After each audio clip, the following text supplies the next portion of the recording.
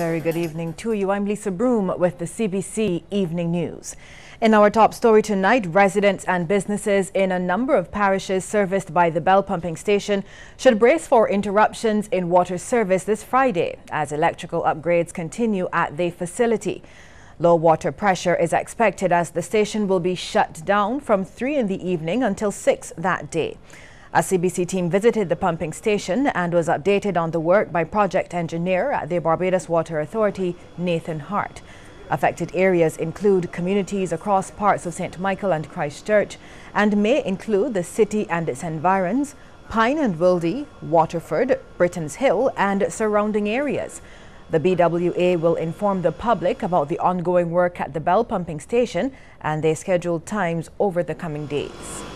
It's not a critical shutdown, but this is ready to facilitate safety in the operation. As you can see in my background, you're going to see now that the VFDs are now in place. They have been wired, interwired between the main distribution panel and the VFDs. We are now in a position now to start to transfer power from the old panels onto the new VFDs. But we need to have some clearance work behind me as we mentioned. So what we are doing, we are scheduling some small 3-hour, 2-hour shutdown over the next 4 to 5 days. So the public, one is for safety in operating under these conditions is really critical. But the second is not to impact the socio-economic aspect of the whole country. The state of the economy remains a worry for members of the Institute of Chartered Accountants of Barbados.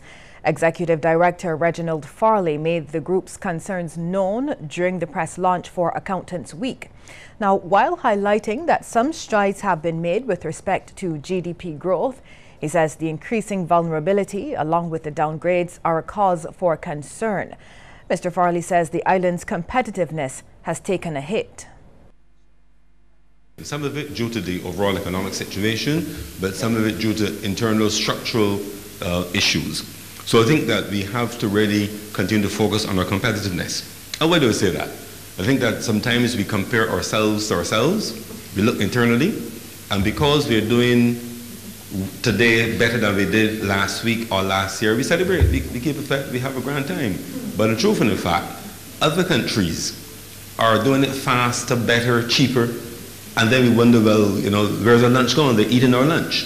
So I look to, once I celebrate our improvements, I look to see if they're moving fast enough in the right direction. Mr. Farley says Barbados has to take action to address areas of concern by entities doing business and others wanting to do business.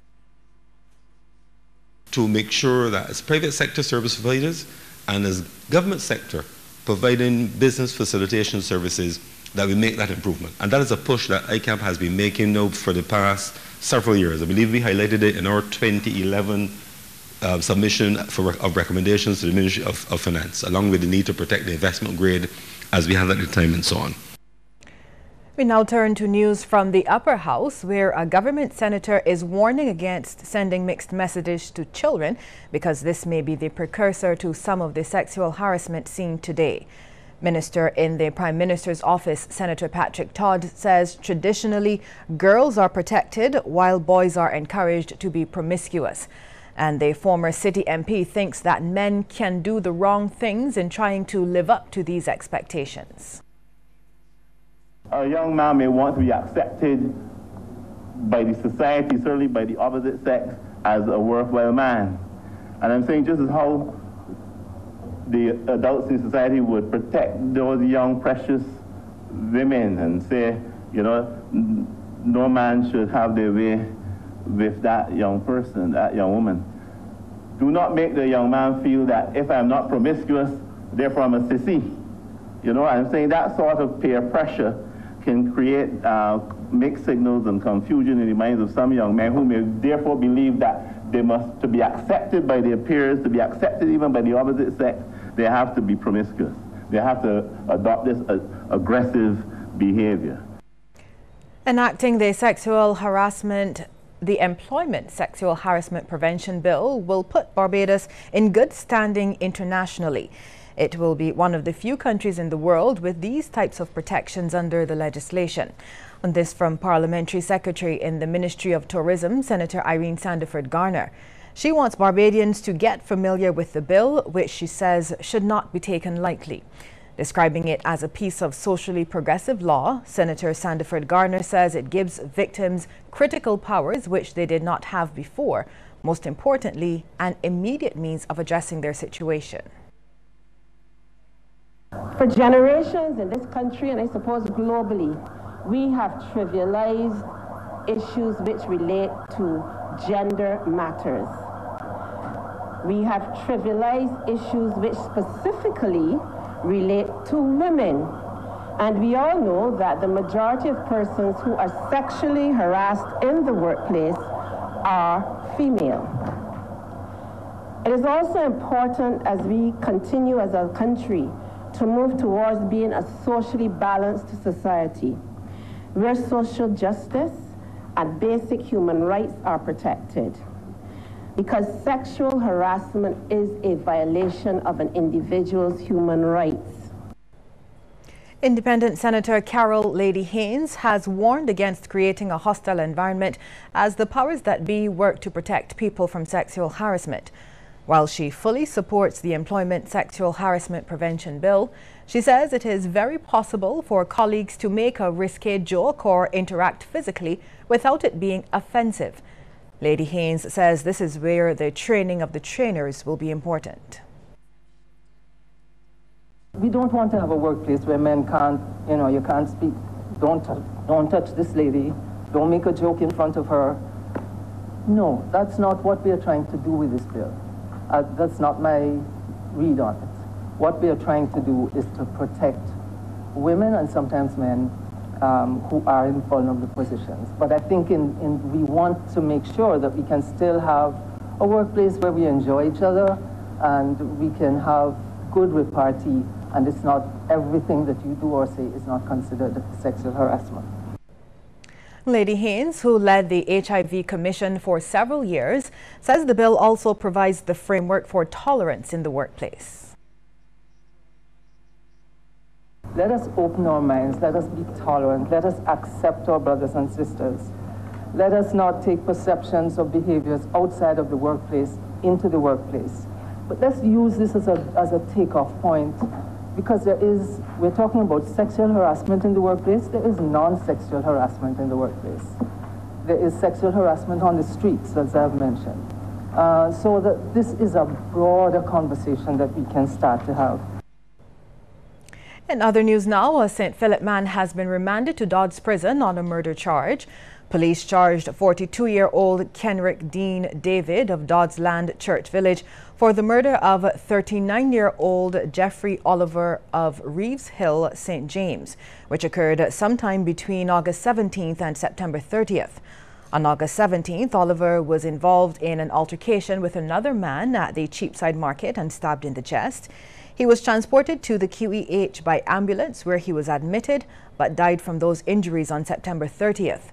David was subsequently arrested and charged for the murder of Oliver. Now, David appeared before Magistrate Douglas Frederick in the District A Magistrates Court on Monday and was remanded to prison to reappear in court on November 13th. An operational review is to be conducted of the island's court system. Chief Justice Sir Marston Gibson says PricewaterhouseCoopers is on board as consultants. They will also help with a disaster preparedness program. In November, a number of stakeholders will meet to deliberate on a sentence indications guilty plea workshop. It's all in an effort to reduce what Sir Marston says is the massive backlog of criminal cases. The Chief Justice says Barbados has failed at listening to the victim. What has happened is that victims tend to speak through the probation report. So when the pre-sentence report is handed up, that's when you hear the victims speak. In our sentence indications, plea bargaining, or as it's called, a guilty plea workshop, one of the central features of the practice direction, which is being worked on, but actually we have it, it's already out in draft, is that there's going to be room for a victim impact statement. The issue of domestic violence will be addressed as magistrates are expected to meet during a workshop on November 10th and 11th. A 2-day workshop which will result in a bench book on domestic violence matters. We will have an actual manual which will provide a bright line or bright guideline for our magistrates and for acting magistrates, for example, as to how to deal with domestic violence matters. So we are on a rights-based track, if you can call it that right now. The brave men and women of the Barbados Prison Service were honored in spectacular fashion this morning during the Dodds facility's 10th anniversary parade and awards ceremony. Shane Jones traveled to St. Philip for that event. Quite fittingly, under the theme Moving Forward Together, the Barbados Prison Service marched on parade to start the celebrations. The parade was inspected by Acting Attorney General and Minister of Home Affairs, the Honourable Michael Lashley. Before the awards were presented, Superintendent of Prisons, Lieutenant Colonel John Nurse, lauded the emphasis placed on reformation. Persons charged with the responsibility of detaining and treating offenders changed the methodology of dealing with the incarcerated and have focused more on rehabilitation, resettlement, and societal preparation to minimize the negative effects of those returning to the community, especially after long periods of time behind bars. The superintendent touted the invaluable work of prison officials, highlighting various initiatives they undertake to determine the appropriate care required for each prisoner. He says they are exposed to the greatest risks imaginable to criminal justice practitioners. Prison officials manage penal populations coming from all strata in the society, detained involuntarily within the prison facilities and at varying security levels. Their work involves close contact with prisoners with inherent dangers and stresses from the threat of violence and the handling of inmates, some with infectious diseases, psychiatric problems, and complicated backgrounds. Outstanding service awards were then presented along with awards for service commendation, certificates of appreciation, awards for humanitarian contributions, special awards, and certificates of retirement for 24 officials. Then it was time for the top awards. Annalie Harewood received the award for Civilian of the Year. There were 2 recipients of the Minister's Award. Arlington Bourne, a prison officer since 1987, was the first, and the Medium and Minimum Security Housing Units officer, Dighton Davis, the second. And the big award, Prison Officer of the Year, went to Prison Officer 1, Derek Morris. In the past year, he was responsible for the K-9 unit and supervisor of security for the facility in the absence of head of security. The ceremony ended with an emergency response demonstration. Shane Jones, CBC News. Shane, thanks. We'll take a break here, but there is more news coming up, so stay tuned.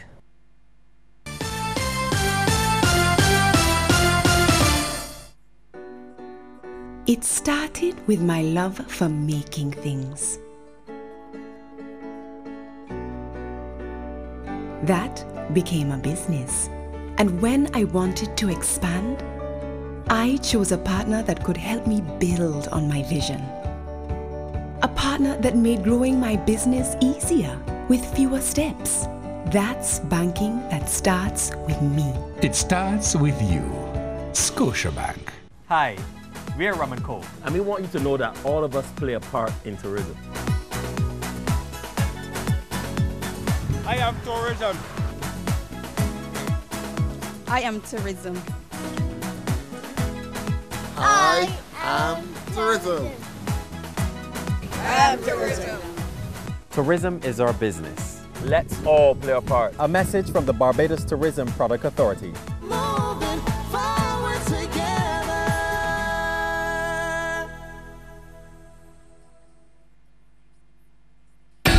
Do you want audience numbers? Over 140,000 people are watching Morning Barbados and the evening news. 6 out of 10 top radio personalities are found right here at the CBC. CBC, delivers the audience you need.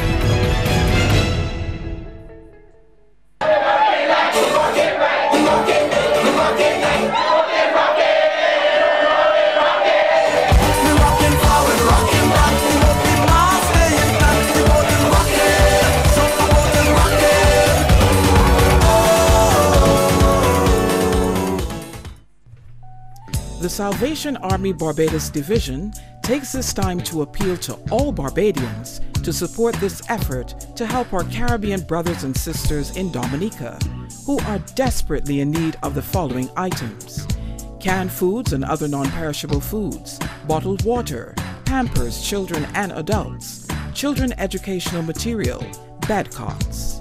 These items can be donated to the Salvation Army at their other institutions across Barbados, or call 426-2467 or 228-1361, and arrangements will be made to collect these donations.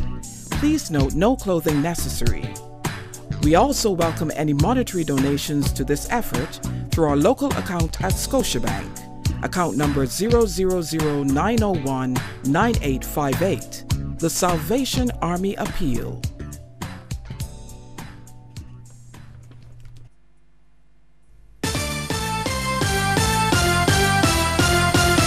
With global youth unemployment figures exceeding 80 million, one government minister believes a regional approach to entrepreneurship can help create jobs for Caribbean citizens.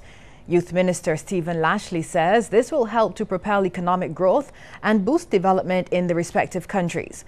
To make this a reality, he explains new policies will be needed. Policies have to be effective, and of course the development must be approached within the context of targeting the specific challenges that you face. And the policies must also seek to promote an entrepreneurship culture, provide integrated entrepreneurship, vocational and academic education, and training at different education levels. It is also important that we improve the legal and regulatory environment for doing business, facilitate ready access to affordable finances, and provide relevant business development services and support schemes. Bank Auditorium. Mr. Lashley was speaking at the annual general meeting for the Commonwealth Alliance of Youth Entrepreneurs, Caribbean and Canada. He's also optimistic the young entrepreneurs can become leaders in their respective fields. We have many potential Bill Gates in the Caribbean. For some reason, we are not gaining that confidence in our abilities to transform the world. We need to develop more intellectual property, particularly in the area of patents, and offer that to the rest of the world. We are living in a fastly developing space age in which technology will drive new innovations. News from the lower house now, and we hear that the David Thompson Health and Social Services Complex in St. John is worth the cost overruns incurred on its construction. The suggestion from Minister of Culture, Sports and Youth Stephen Lashley, as he responded to opposition criticism about several $1 million in additional sums spent on the project. He notes that the facility will reduce the burden on the Queen Elizabeth Hospital, and it's more than just a polyclinic. The facility, Mr. Chairman, is not only a polyclinic. Mr. Chairman, we've had a library, we've had a gym, we've had also an office for the Constituency Council, and I believe we've had enhanced medical services. What this will do, because I am saying, Mr. Speaker, when you look at the overall costs of removing some of the pressure on the Queen Elizabeth Hospital, this increased costs will be sunk in relation to the overall costs that we will have to utilize in relation to running a QEH without having an enhanced St. John Polyclinic. Member of Parliament for St. George North, Glenn Clark, says more than $30 million should not have been spent on the St. John facility. He says other polyclinics across the island are in a state of disrepair and that money should have been spread around. So far, there have been a lot of cosmetic changes taken place over the past 8 years. We have some a lot of plaster being put here, plaster put there. But we have to ask ourselves the question if we are really getting the value. And MP for St. Joseph, Dale Marshall, wants to know what's happening to the polyclinic in that parish. According to him, the clinic at Horse Hill is in an almost derelict state, and people in that constituency are being denied access to proper health care. Can you imagine, Mr. Chairman, a constituent, well, your constituency is a lot smaller than mine, far smaller than mine. But for somebody to get on a bus from down in the depths of Bathsheba and come up Horse Hill to get medical attention at the clinic, to be told the doctor ain't coming today, come back next week. Mr. Chairman, my constituents are not going to buy fish or rice or beef that they could easily scurry off to another shop. They're going for critical medical care. And the Barbados government has been called on to show support to a nation said to be under siege for more than 50 years. It's coming from Benny Wenda, a native of West Papua, who, though exiled from his country, continues to wage a peaceful war for its independence. Sharika Griffith reports. 250 kilometers north of Australia sits the world's second largest island, New Guinea. The island is split in two, with West Papua occupying the western half, while the other side is known as Papua New Guinea. West Papua used to be part of the Dutch Empire, which became Indonesia after World War II. On December 1st, 1961, the nation declared independence, but just 3 months later was invaded by the Indonesian army. Spokesperson for the United Liberation Movement for West Papua, Benny Wenda, says his people have continued to suffer some 50 years later. Since then, we're still under Indonesia colony. So Indonesia massacre people, my people. Almost 500,000 men and women has been killed by Indonesia because we are different, because we are black, and we have been Christian. We've been different. That's why the atrocities still continue. Mr. Wenda was the leader of one of the 250 tribes which occupy West Papua. However, he was sentenced to 25 years in prison in 2002 for helping to lead a peaceful movement for independence. He managed to escape after several assassination attempts and sought refuge in the United Kingdom. Since then, he's been traveling all over the world, raising awareness of the hardships facing the people of West Papua. As far back as 1969, the United Nations presided over a failed referendum on independence, which was supported by Barbados. On his most recent visit here, Mr. Wenda met with Prime Minister Frendel Stewart, who pledged Barbados' continued support. He said, this is the colonial struggle people of Barbados already been through, and we are a sympathy, and people of West Papua struggle for self-determination. And in fact that Barbados also supporting back in 1969 and well recorded in the United Nations, so that support is still there. Reverend Buddy Larrier is a member of the newly formed West Papua Independent Support Committee. He believes CARICOM has a duty to assist in the worldwide campaign. The fact that Barbados, Guyana, Trinidad and Jamaica back in 1969 supported West Papua, the time now is right for this to take it another stage and call for international support. No foreign journalists are allowed to enter West Papua. Those human rights groups, lawyers, and even tourists allowed to enter the country are restricted to small areas where they are closely monitored by police. Sharika Griffith, Cbc News. We'll take a look at what's happening across the region after this break.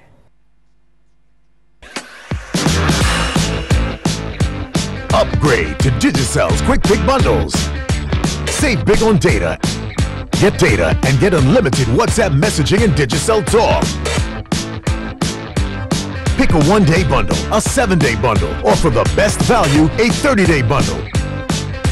Save money every single day. Pick the bundle that's right for you. Go to My Digicel app or dial *246 # to buy a Quick Pick bundle today. Digicel. Bye, Dad. Tell me the names of the bombers. I work for the government, not terrorists. Lie. You used to work for them. He's trained. Maybe special forces. Tell me who killed my child. You have no idea who you're dealing with. Do you? Somebody say a prayer for The Foreigner. Now showing Olympus Cinemas and Globe Drive-In. If you've been living in pain and you're tired of trying products that just don't work, you are not alone. Try Omega XL. This natural anti-inflammatory is effective at relieving pain and the symptoms of inflammation. Omega XL is the all-natural anti-inflammatory that has more available omega-3s than regular fish oil. Experience results you can feel. Now available in Jamaica. Visit your local pharmacy or health food store today. Start putting an end to your pain with Omega XL.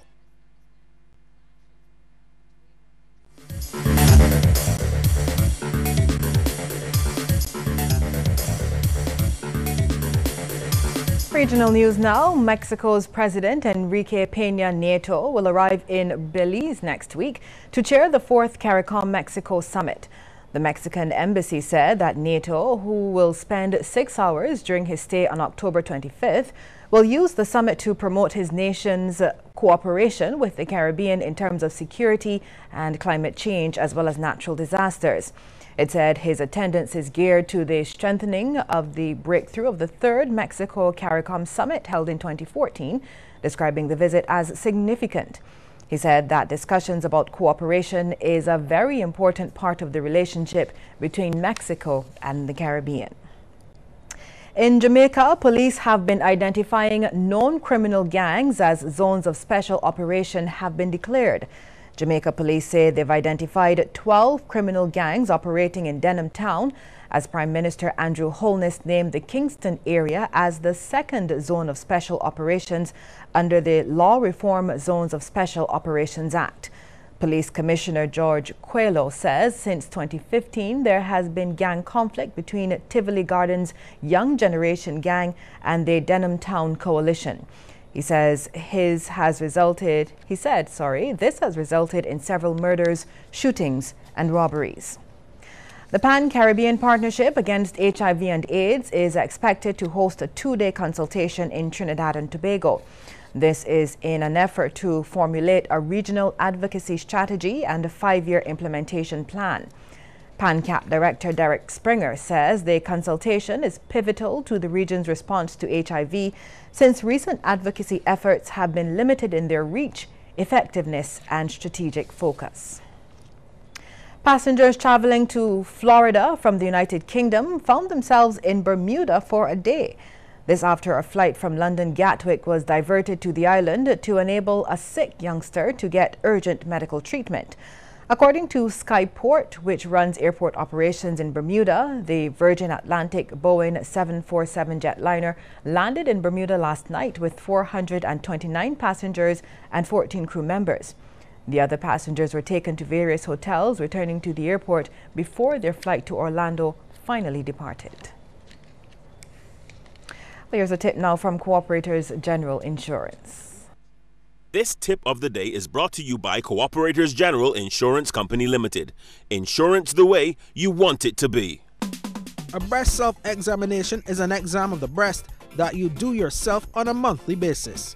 This tip is brought to you in association with the Barbados Cancer Society Breast Screening Program, celebrating its 15th anniversary.